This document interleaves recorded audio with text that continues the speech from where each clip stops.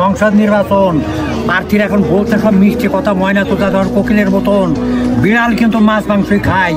এখন দেখছে সব হাড়ের কাঁধে গড়াইছে সব বৃন্দাবনে যায়, ওনারা নিরামিষ খায়।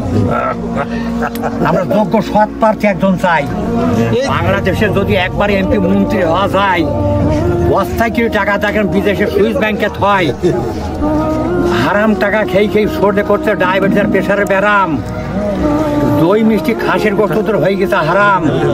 হ্যাঁ, দই মিষ্টি খাসির গোস্ত হয়ে গেছে হারাম। বাংলা কৃষি উন্নয়ন দেশ আর দুর্নীতি নেই শেষ, ন্যায্য মূল্য সার পাচ্ছে না, কৃষক হয়ে গেল শেষ।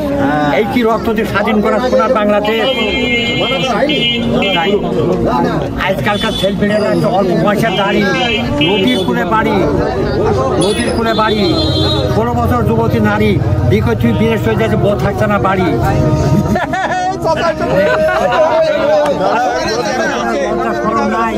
বিউটি পার্লার যাই, কিরণ মালা জামা গাই, সব মার্কেট ঘুরে বেড়াই।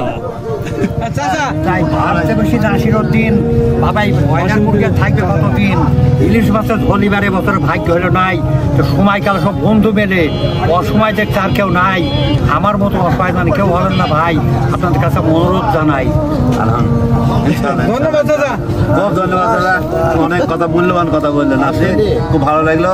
যদিও কবিতার সাথে বললেন কিন্তু আমার আগাগুড়ি যোগ্য প্রার্থী আমরা সেটাও চাই, যে অসৎ লোককে আমরা খুব দেখবো। সেই বুঝতে বাবারা ফকির মেশার বিকাল কত চালের ভাতের খালাম গো, আমরা সব দেখেছি।